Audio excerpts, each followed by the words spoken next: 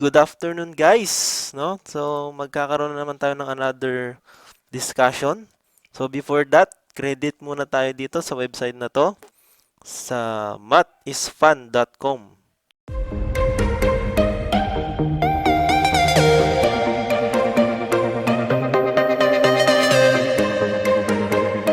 Good afternoon guys, no? So magkakaroon na naman tayo ng another discussion. So before that, credit muna tayo dito sa website na to sa mathisfun.com. So today, we're going to discuss algebra, no? So ito po, algebra.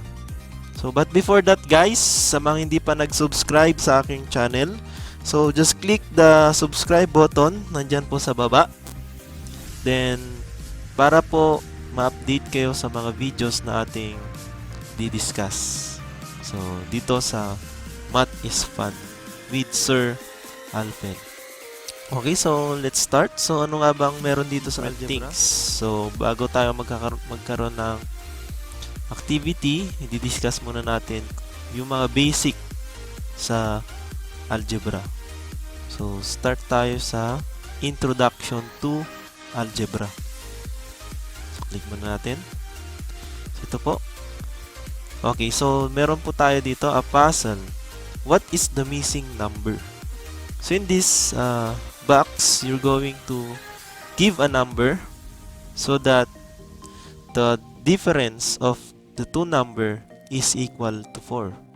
Therefore, if we're going to write 6 minus 2, the answer is 4. So therefore, yung box, ang sagot niya ay 6. What if we're going to change the box into x? Yan. Si box naging x.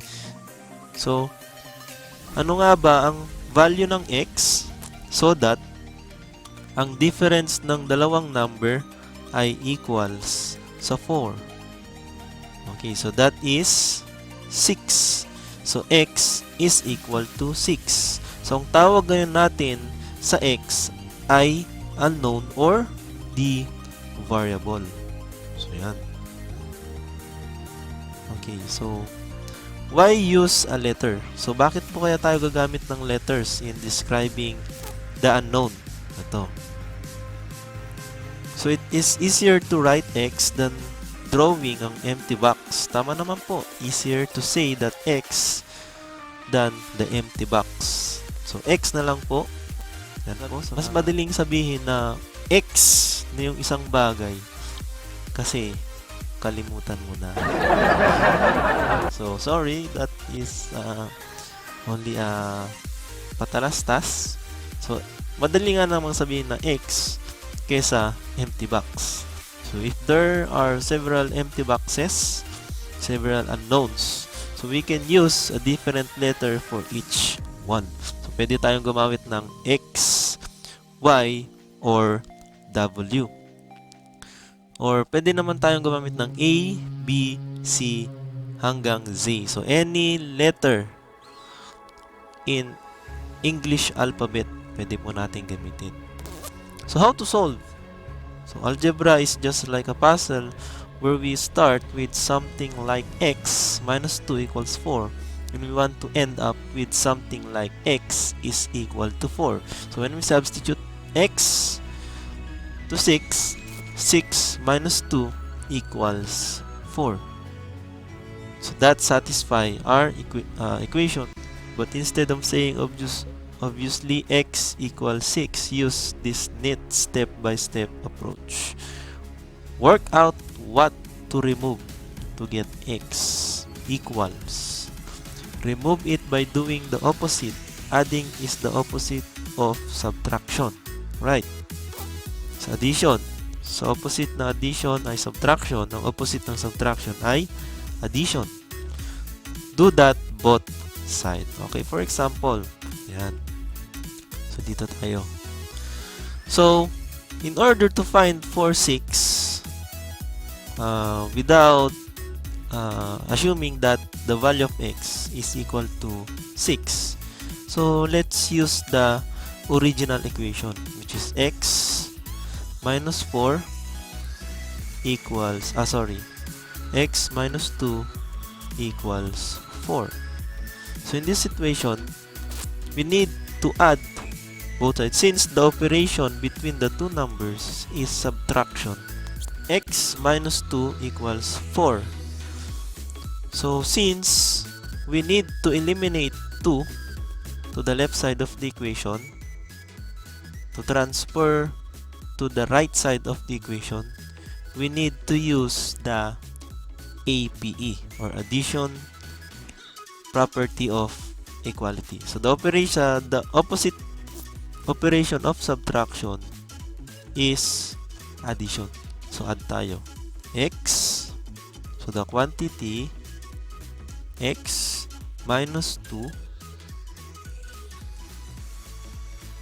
plus 2 equals the quantity 4 plus 2. So see, we add both sides of the equation by 2. Yan. Next, so we can now simply add negative 2 plus 2. And the answer is 0. So the remaining term is x, cancel natin si 2, equals 4 plus 2 equals 6. So therefore, the value of x is 6. Yan. Okay, so why did we add 2 to both sides of the equation? Because to eliminate 2, negative 2, yan, para maging 0, we add by 2. Okay, to balance the equation. Okay. Okay, another puzzle. So we're going to solve this equation, which is x plus 5 equals 12. So ano nga ba ang value ng x added by 5 para maging 12? So yun po yung tanong. So ngayon, using the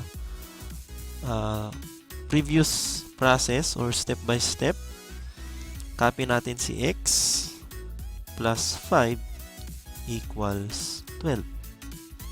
Okay, next.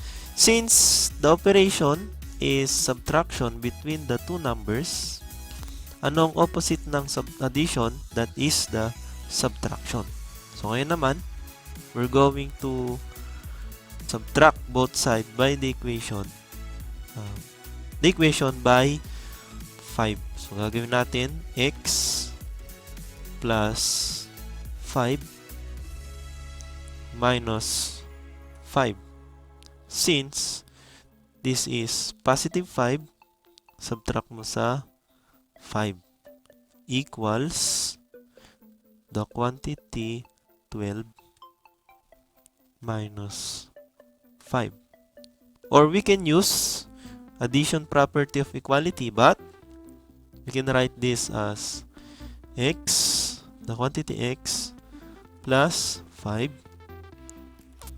plus negative 5 equals 12, or the quantity 12 plus negative 5. Yan. So, pwede natin gamitin si addition property of equality para po ma-eliminate si 5. But, if you're going to add the opposite of 5, which is negative 5, the answer is 0. So, parehas din po siya dito sa 5 minus 5. So, delete natin to. So, x plus 5, the quantity x plus 5 minus 5, combine similar term which is positive 5 and negative 5. The answer is x na lang po.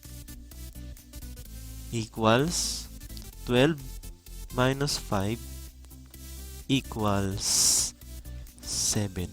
Yan. Okay, how to check? How to check that if the answer, the value of x is correct. So, ganito po yan. So, x equals, or plus 5 equals 12. So substitute the value of x. Substitute the value of x, which is 7, plus 5 equals 12. So therefore, 12 equals 12. So our solution is correct, or the value of x is correct. Okay? Next. Okay. So this time, we're going to answer question 1, 2, and 3. We're going to try answer question 1, 2, and 3. Ito tayo sa question number 1. Okay, so solve for x plus 2 equals 6. Napakadali lang po yan. Ano kaya yung dadagdag natin sa 2 para maging 6? So, ganun po yung tanong. Or ano kayang value ng x kung dadagdagan siya ng 2 para maging 6? Okay, so ganito po. X tayo. X plus plus 2 equals 6. So we have x, the quantity x plus 2 minus 2 equals 6, for the quantity 6 minus 2. So that is subtraction property of equality. So ano po ba ang sum ng 2 at saka negative 2? The answer is 0. Or we can say x plus 2 minus 2 equals 6 minus 2. So pag inad natin si 2 at negative 2, ang sagot ay 0. So matitira ay si x, and 6 minus 2, the answer is 4. Okay, let's check kung ang value nga ba ng x natin ay 4. Okay, the correct answer is 4.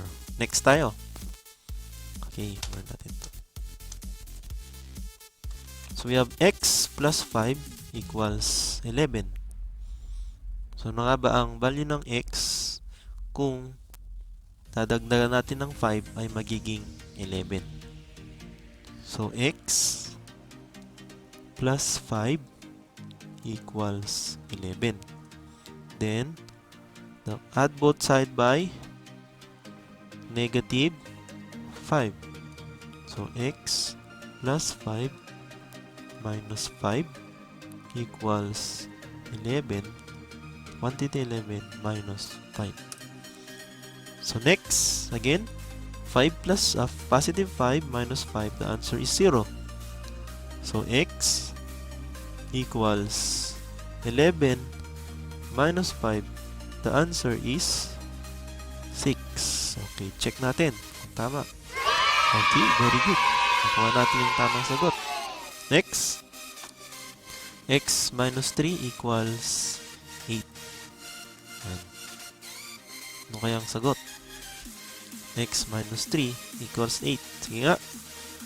So, without solving, try natin na i-mental. Tingnan natin kung makukuha natin. X minus 3 equals 8. The answer is ano po? 11. Okay. So, that's all lang po. Thank you. So, kung gusto nyo pong mag-solve pa ng maraming problem, you can visit the website Math is Fun. Yan po, mathisfun.com. Okay, Algebra Introduction. So, yun lang po ang kiklik nyo. mathisfun.com, Algebra Introduction. Okay, salamat po.